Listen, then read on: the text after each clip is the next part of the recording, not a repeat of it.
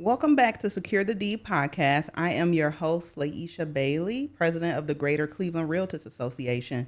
And today we are talking with Chanel Starks from LISC Cleveland. We're going to be talking about some resources and programming to help you on your housing journey. So I am going to introduce our guest. Well, actually, I'm going to let her introduce herself so you can get to know her. Welcome, Chanel. How are you? Thank you. Thank you, Laisha. Thanks for having me on the podcast today. Again, I am Chanel Starks. I am the Senior Program Officer for Cleveland's Office of Local Initiative Support Corporation. I have been with LISC a little over a year. I have had a background in affordable housing for 20 plus years. And my career has just been around housing and affordable housing. Well, thank you, and bringing your wealth of knowledge to the people. So, over 20 something years in affordable housing. Can you tell us a little bit about your journey, what things you have covered, and how you're bringing that to LISC at the current time? Absolutely. I started out as a leasing consultant in my very early years, transitioning from working with the city of Cleveland and being a teen mom and attending college. It was a really good job. I love what I did. I think I realized at an early age that I wanted to help people and be in a field of customer service. And I started off doing leasing. Then I got promoted to a property manager. Okay. And from there, it was history. My background stems from, procurement to compliance and regulation to inspection standards. I have a pretty deep background with HUD regulation. Okay. So bringing my skill set to LISC Cleveland, being the senior program officer over housing, it was very complimentary to my skill set. So when I kind of saw the job description, I said, housing, it's a different side of housing because it provides more programming. Sure. But it aligns with, my goals and my mission and aspirations behind my career choices. Absolutely. Same thing. Prior to record, we kind of talked and chatted, and we kind of have similar journeys, been in the nonprofit housing space, both real estate professionals, but also having that passion for people. So again, just able to connect with you and LISC. I know when you talked about your journey, I heard some things about, going from leasing, and also you're working on things from homeownership. And we know that homeownership is a journey, right? You don't always start out being able to go into the process looking to purchase a home, but also there are things that we need to do to secure safe and affordable housing, even for people who are currently renting, to ensure that they can become homeowners and have security in taking those steps. So tell us a little bit about LISC and what you're currently doing around programming for people who are currently renters, who may be looking to get into the homeownership journey, and some of the things that you have for people who are homeowners who may need some help along the way. Absolutely. Yeah. So for those who may not know us, LISC is a national nonprofit, one of the oldest and largest community development organizations with a mission to connect communities to capital and resources that people need to thrive.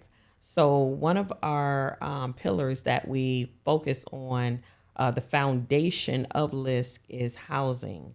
So basically, nationwide, we deliver grants, loans, equity, and capacity building support to under-resourced communities. Okay. We have 37 local markets nationwide and a rural program.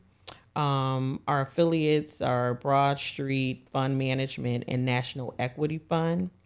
And our 10 program areas that we do concentrate on address all the building blocks for community well building. Okay. So here in Cleveland, we work with residents, we work with developers, community partners, investors to make the mission real by focusing on housing, economic development, workforce development, neighborhood investment. So we're able to build a better economy for our region and its residents. Sure. So right now, in partnership, we look to assist residents around preservation and continuing the cycle of generational wealth. So one of the programs that we do have around the preservation of homes is a home repair program in collaboration with the City of Cleveland, Key Bank, LISC Cleveland, and Cleveland Housing Partners. Okay. So we have a fund where we're looking to assist at least 80 households with essential home repairs, understanding that the City of Cleveland most recently introduced its lead orders. We do prioritize lead first. Okay. Understanding a lot of our housing stock was built, prior to January 1st, 1978. Yep. We do understand the safety and the hazards around lead, and we want to make sure that, our kids are living and playing in safe environments. Sure. So, we recently launched our home repair program, which is called Renew 216, earlier this week. Okay. Congratulations. Thank you. Again, we have slots for 80. We have a list that we've done preliminary intake on. It's been a very overwhelming process, but a very good overwhelming process because our housing stock is so old. And we know that the maintenance has been deferred on a lot of them. Absolutely. And dealing with the economic times we have people living from, paycheck to paycheck. They have to, prioritize what they're doing. So we were very excited to be able to collaborate on this partnership, to be able to provide these resources to residents in the City of Cleveland. They can get eligible repairs around, roofing, foundational issues, HVAC, plumbing. So the major mechanics. Major mechanicals. And it's also a good program to assist our senior population who want to age in place and help them with any accessibility modifications that they may need. Okay. So it's a really good program. We're excited to introduce it to the community. Again, we launched this week. There is no waiting list. We have about 44 residents who've already signed up for the program. Congratulations. Thank you. We've done a lot of outreach. One of our outreach partners is Burton Bell Carr. Okay. So we know that. And let them know what community they serve. Burton Bell Carr serves the Kinsman area community, Centro, and I think parts of like the Shaker Square area. We know that we're not the individuals that live in the community or touch and feel the residents in the community. So partnering with a Burton Bell Carr, a Fairfax, a Union Miles, it's very important because the community see those individuals daily. So when they're looking to verify that these resources are actually real, those are the boots on the ground that we need to make sure that they're providing that education and community awareness. Absolutely. So they have been a great partner, helping, door knocking, passing out flyers, hosting clinics, getting the folks in the door to, hear what it is that we have to say, hear what it is that we have to offer. So it's actually been great working on this side of programming and housing because I am able to give the community resources that we know that it needs to be better invested in and to be able to better strive. Yes. Well, first, congratulations for launching your Renew 216. Yes. Program because it is very much needed. I know just being a Cleveland resident and again, Cleveland practitioners in real estate and housing profession, one of the things that's always talked about is, development, but our community really has a older housing issue and then also the availability to get capital and funds to make those repairs. So a program like you all have kind of meets people in the gap. And to your point, using community partners who are in the community that people can get to helps to make sure that those funds actually get into the hands of the people that needs it. Because a lot of times, a lot of people always say, I didn't know about that. I didn't know about that. I didn't know I was able to even afford or apply for that. So speaking of that, can you let the people know just a little bit about what are the kind of qualifications that you need to apply? Are there income guidelines? Anything like that may be useful to them so they understand when they reach out to LISC Cleveland to try to get enrolled in that program because they want their porch fixed or their roof looked at to be fixed and things like that, what do they need to have in order to qualify? And what are some of the guidelines that you have for the program? Absolutely. So for most of our programming, we touch the 80% AMI or below. Okay. So And that's for area median. median income. So for a household of one, it's roughly like $56,000 Okay. that they would need to be under to qualify. Home repair, of course, you need to be owner occupant, Okay. single or double, at least residency for 6 months, current on your taxes or on a payment plan, Okay. credit score, because our product is for home repair is a hybrid grant and loan product. Okay. So if we're able to get you approved for 25,000, 50% of that would be in the form of a free grant. So you're able to get $25,000 worth of repairs done to your home, only have a payment of, depending on your grant amount, let's just go with the max, $12,500, $125, 0% interest Wow. for 10 years. Okay. It's an excellent product, That's probably excellent. one of the only excellent. products that's out here that does not have a interest rate attached to Yeah. it. So we've gained, like I said, a lot of momentum around our home repair hybrid program. We're excited to see the outcomes and just excited to see that it's launched. We are hoping that we'll start reporting some statistics Yeah. and do a really, really big launch around it once we close on our first couple loans. Okay. So there's more to come. So please stay tuned. We will. We're going to be tuned in. And you said 44 applicants currently. Yes. And then, so there's a space for about 36 more. I know you said about 80 is the cap. And then, do you have a special set aside at all for seniors, or is that just in the 80, the number itself? Great question. We didn't do any set asides. Okay. It's not geographically focused outside. It's just the city of Cleveland. Okay. We're not focusing on a Have certain to be a neighborhood. homeowner in the city of Cleveland. Yep, homeowner in the city of Cleveland.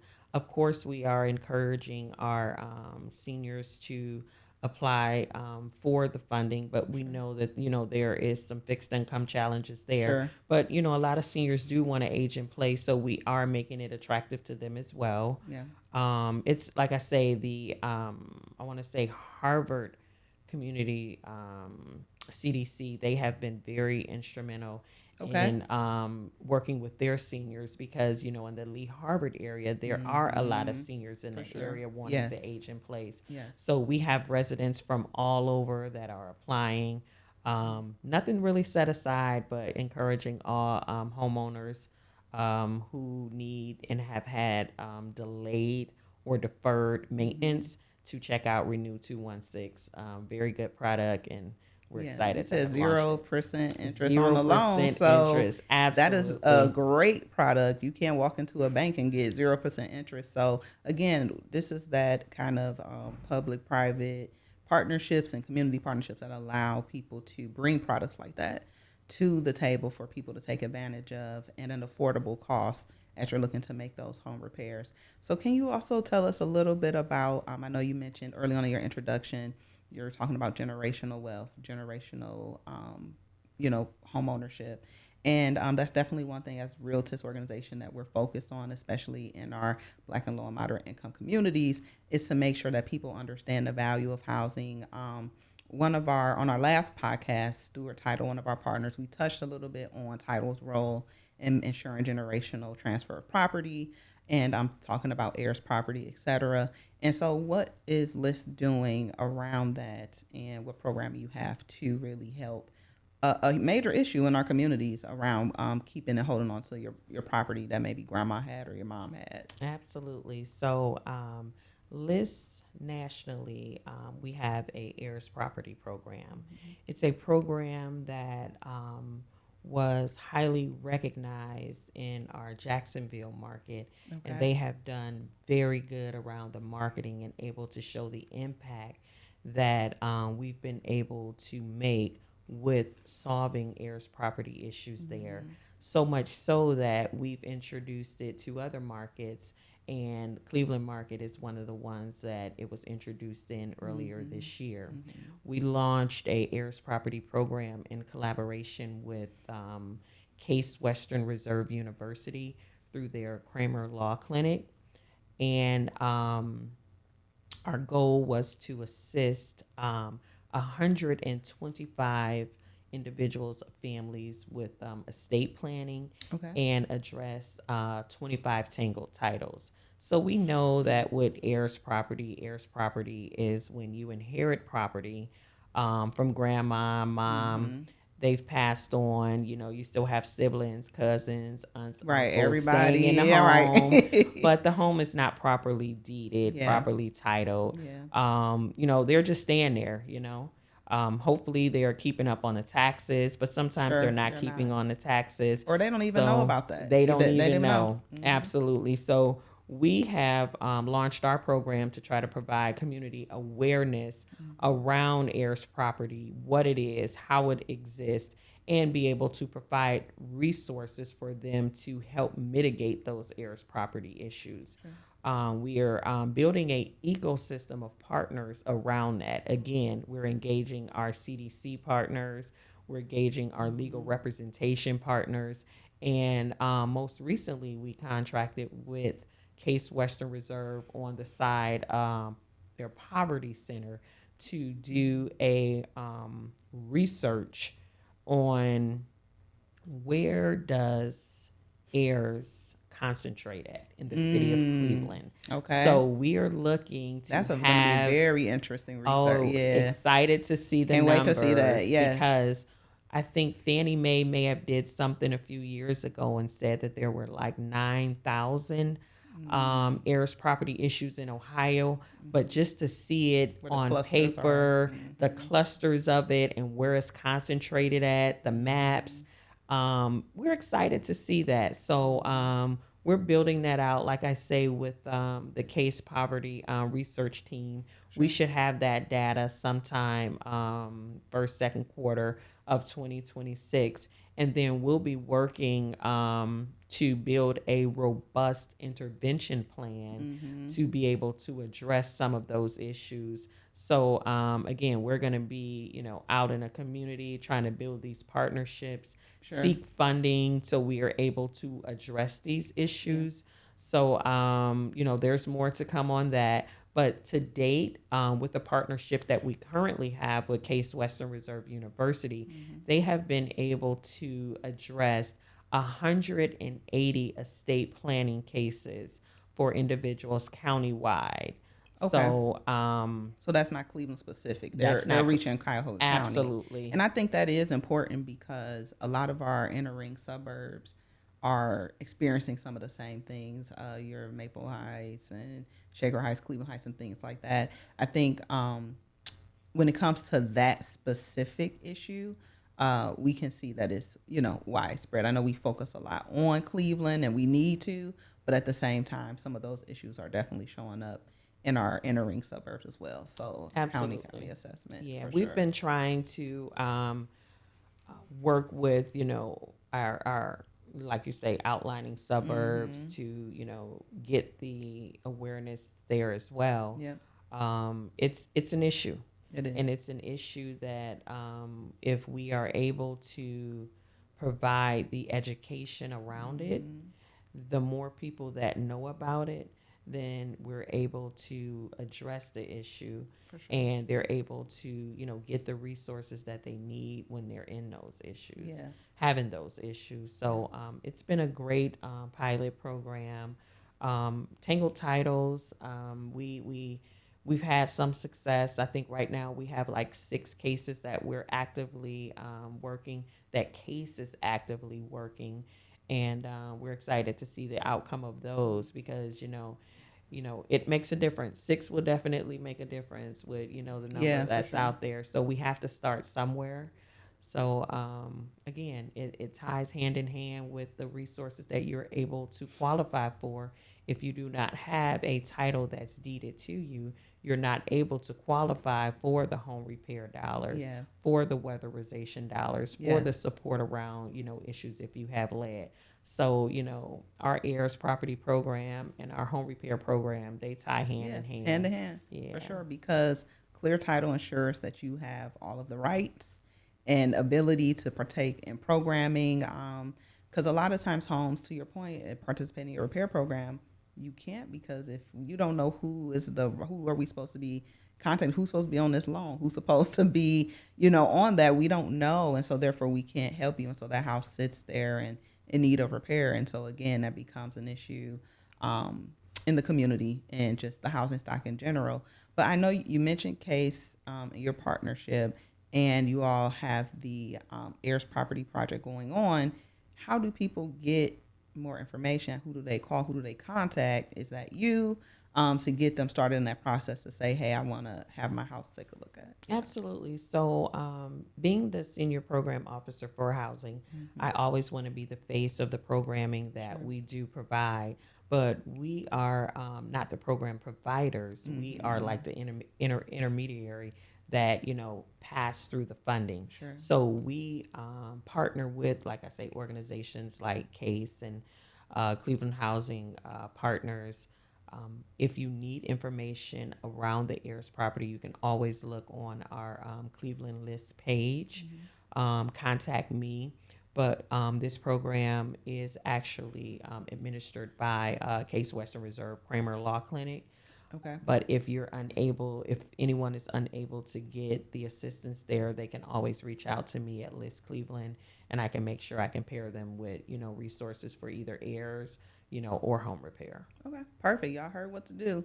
So, just in your programming, what are some of the top issues or most common issues that you see that are occurring with kind of the heirs property? Is it, I'll let you speak to it. So just some of the common things that people who are listening will say, okay, that kind of sounds like what I'm going through. I didn't even know that. So like, what are some of the issues that you're seeing that are most common? So because we're not the direct service provider, I would say that based off of reporting and conversations and check-ins that we have, a lot of people are inquiring about what heirs property is because they silently have that issue, but they're afraid that taking advantage of the resources could potentially put them in a displacement status. So that's why we have been trying to be more intentional with the partnerships that we build behind the programming, like working with our CDCs, because they are the individuals that the community trusts. So when the community see that you have a Burton Bell car, you have a Fairfax, you have a East End neighborhood or a New Point behind you, then they're more open to communicating with their CDC partners. Making sure that this programming is going to do what it's saying that it's going to do. So it's a silent threat in the community. But again, the more that we're able to educate the community and make them aware of what heirs property is, I think the outcomes of heirs property continuing to be as bad as it is, it will get better. Yeah, for sure. Because we know that our community is high volume for investors. It is a major issue. I don't know if you recently saw, I think, the Cleveland Federal Reserve Bank of Cleveland released a research report on investor-owned property activity in several counties, Cuyahoga County being one of them, from, I believe, 2018 to 2024. And the map that they shared with us, they came and spoke to the realtors recently. It's not surprising. You probably could lay it right over the redlining map and kind of see where the activity and clusters are. And I would be interested to see kind of when your research is done around Case, like if you layer that map on top of that, like where's the cluster of the heirs property, where are the cluster of investors buying properties. I'm sure it probably wouldn't be surprising, but just to that point, not being able to have clear title opens you up and subjects you to investors coming in who not all investors are bad, but some can be predatory, and get the home from up under you to then try to maybe hold it or rehab and resell it at a unaffordable price in that community as such. So the work that you all are doing is great, and it speaks volumes to the issue, showing that you're connected to what's going on in the community as well. So again, thank you for that. Absolutely. Yeah. We I think there's been a lot of buzz around our Cleveland Housing Investment Fund. Also, it's a $100 million fund that we're definitely looking to leverage to create 2,500 to 3,000 affordable units throughout the city of Cleveland. It's a great fund. Yes. We know that there's a shortage of housing, Sure. a shortage of affordable housing. Affordable, yes. So, the price of, housing has escalated. There's a shortage of, houses under $150,000 that was unheard of in family Cleveland. could live in, a Yeah. family of 3, a Yeah. family of 4. Yeah. So we've designed this fund in collaboration with the city and Key Bank as well to try to build more affordable housing for city of Cleveland residents, seniors, Yeah. families. So we're excited about that as well. We launched. We had a groundbreaking for our first loan. It's a senior building, 52 units. Okay. In the Metro West service area. So excited to see, that That's great. coming to fruition. They're excited. The community is excited. So hopefully we'll be able to see the fruits of that labor up and, coming, Yeah. months. Yeah, for sure. I know the you all came and spoke at our realtors meeting around the Cleveland House Investment Fund. Packed room, a lot of information. And I know that a part of that program is looking to get with kind of emerging developers or people who are community focused to get those funding or that funding to them, just for the sake of knowing that they know what the community needs are, and then understanding that a lot of times some projects do not get funded because you don't have the resume per se of history of development, but you all are trying to meet people in the gap and say, not only do we need this affordable housing, but for folks who have ideas that need to get off the ground that the community supports and will benefit from, you all are kind of stepping in and saying, we want projects like that. So just from an outlook perspective, what are some of the projects you're hoping kind of meets the needs of the community or that you all can kind of fund? So there is buzz around the lack of inventory for multifamily. And when I say multifamily, I'm saying Like intergenerational? intergenerational. I say, 2 units Yes. up to, Yes. let's say, about 10 to 12 units. Yeah, something on the smaller scale. Something on a smaller scale. When you're looking at development, you do have to have the capital stack behind being able to develop. Sure. So I think the idea behind our emerging developer piece is to be able to work with developers who, on a much smaller scale, to be able to guide them through the process of, being a developer. I mean, you have to start somewhere. Yeah, you do. People can, have, single family homes, 1, 2, or 3 flip homes, but it's a totally different process when you're looking to actually do new construction Yes. and build. A lot of the emerging developers that, we have seen come through different cohorts, they don't have the financial capacity or the financial backing to be able to, really enter into the development space. So a lot of the projects that they pencil can't move forward because they don't have the proper performers, the proper balance sheets, and the financials to be able to move the project forward. So we're trying to collaborate and build that ecosystem of partners around making sure that the developers are really ready to develop and have Yeah. the resources that they need to be able to develop. But in terms of what we would like to see, I would say, more duplex style homes, more single family homes. But at the end of the day, we want a product that's affordable for, not only for purchase, but also for someone who doesn't really want to purchase to be able to rent. Sure. So, everybody is not, designed to be a homeowner. Yes. There's a lot that comes with owning a home. It does. So if we have inventory that can balance out both being a renter and being a homeowner, I think that's great. But the key thing that's going to drive that is the cost. Yes. The economy is, it's a different, it's a different day. It's a different time, and wages aren't wages what they used to be. Yeah. The prices have gone up. Wages have not. Wages have not gone, but the Listen. prices.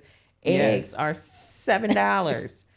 I never knew that eggs cost that much. I'm crying over blueberries. I'm like, I can't even have a blueberry right now because it's too much. But you do think about those things, and just to your point of two family, that's kind of the model my family used to journey into homeownership. My mother didn't own, but my uncle bought a 2-family house in the Larchmere neighborhood. My grandmother lived in the lower unit. So I saw that model coming up. I'm like, we can split the note. It's way cheaper than going out here on your own and doing it. So then when it was my turn to purchase, I bought a 2-family house in Shaker. I have one unit. My mom has another unit. I have a sister. When I'm ready to leave the home, she can move in. But the ownership can stay into the family, and that home is paid off. But you're literally helping yourself have affordable housing because your family, and you can split the note. However y'all want to work it. That's what we do, right? But however y'all want to work it, split it out. And so to your point, people aren't leaving home as quickly as they were back in the day because things are not affordable. Children are going to college or getting jobs and staying home, or coming back from college and staying home. The new age of people buying homes, first-time homeowners, is 40 years old, the average age. And that is the oldest it's ever been. So people are not buying, one, because of affordability, and two, family structure, right? People aren't having families as sooner as they did in previous generations. So getting into a 2-family or building more kind of multi-family on a smaller scale housing is probably what is needed, not only to serve the demographics and how our generation is living, or generations coming up, I should say, are living, but also just to help keep things affordable. So I completely agree with you. Like, we need to think about the way we're building housing. We need to think about the long-term impacts of the housing that we are building. I think we're living kind of in between that generation of, okay, they built all this housing in the 50s, 60s, 70s, population decline, and now we have blight. I mean, that's been happening in the inner city and things like that, but we don't have the population, especially in like Cuyahoga County, to keep up all of this housing as well. And so now it needs to be replaced, but that's costly to tear down housing and do all those types of things. So I think, again, programming that you have, kind of trying to meet that gap of repair, right? Because it's either, development or buy an existing property, but it's like, okay, for that property that exists and is lived in, people need dollars to repair.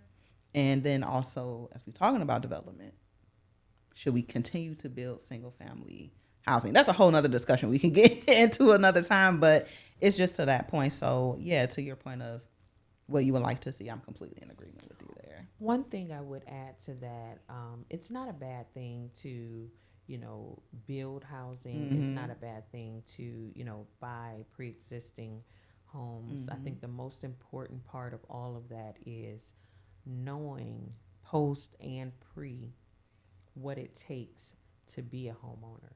Yes. A lot of us, want to live the American dream of owning a home and having that family, but we don't know what we need to do to be able to keep that home in the family. Exactly. So that's why LISC Cleveland is, very intentional of our heirs programming, making sure that, we're putting those resources in the community, providing that awareness around what you need to do to keep your property in your family so you can continue the cycle of generational wealth. It's huge. Yes. It's huge. It is. And I never really knew the prevalence of the issue until I started working with LISC Cleveland and doing the research behind it. It's an issue. It's a silent threat. And if we don't put and pool our resources to be able to educate the community, it's going to continue to grow. So excited, like I say, that we've launched it. We're looking to scale that body of work, create additional partnerships, build our ecosystem of partners out, and be able to, have an impact on being able to, continue to assist with creating generational wealth. Yeah, and that's why we're here on the podcast to educate, right? We're here to educate, bring people like yourself to the conversation around what is needed so people can have more of an awareness. And kind of to the point you made earlier around people not really, not knowing what heirs property is, but also the kind of fear of displacement. And knowing like, okay, well, if I'm in, grandma's house with my sister, kind of supposed to be the one over, like what's going to happen to me if people get into what's going on here. But like you said, partnering with community organizations and people that people trust to walk them through. No one's trying to take the home out of your family, but you need to make sure that you have clear title and it's cared for in a way that you all can benefit from the generational wealth that your previous family member was able to leave to you. Because again, if you don't have that in order, you can't apply for a loan to get the work done and things like that. And so, so just kind of to your point, like it's very important to educate and to continue to have these conversations. And they are tough conversations to have. And for people who currently own property, right? Estate planning, thinking about what you're going to do to transfer that property.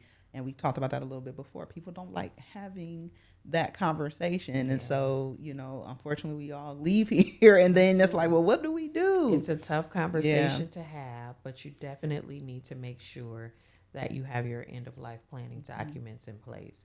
Whether it's, a simple will, a living will, transfer on death affidavits, you have to make sure that you have your end of life planning documents in place. And one thing I would ask people to put on their New Year's resolution list is to check your deed. Yes. Make sure your deed is still in your name. Yes, absolutely. Things happen, guys. So make sure you check that deed. And like just this time of year, one thing just kind of in business that I've always been told or kind of lived by is like this is the season of planning, kind of those winter months. So when you come out in the spring, you're able to hit the ground running, things like that. So this is the time things slow down, time for you to review. We're going into the new year, make goals, resolutions, stuff like that. Getting connected with Miss Chanel, giving her a call to say, hey, I heard about you on the podcast. I want to get connected. How can you all help me? What can I do? Because it is important to sit and begin to plan, even for those short-term things, to your point, like checking your deed. And then for people who aren't currently homeowners, right? Like saying, okay, I know I'm in this rental situation. What resources or things do I need? We have Third Federal, who is our partner and sponsor for the Security Deed podcast. They have a Home Today program where you can go for free and start getting into home buying classes so you can understand and start your home buyer journey. But at the same time, you may want to begin to think about, even then, if you're a renter, like, what do I need to get in order, And so when you do become a homeowner, you already have someone that you can talk to about estate planning and stuff like that. So This is the season to really slow down and start planning and thinking about what's coming up for the next year. Yes, absolutely. Yeah. Is there anything else you would like to say to the people about LISC and how they can engage with you and what programming you have for renters and or people who are currently home buyers or homeowners? Absolutely. Check us out, follow us on LinkedIn. Our Facebook is LISC Cleveland. I am, again, Chanel Starks. I can be reached at cstarks@lisc.org. If you have any, questions around our heirs property program, around home repair. If you want to just get information, if you're a developer, if you're an emerging developer, if you need information around our housing investment fund, I can get you over to, our team that, works at the Cleveland office that handles that. There is a lot that LISC does. I will encourage everyone to look on our website. Yes.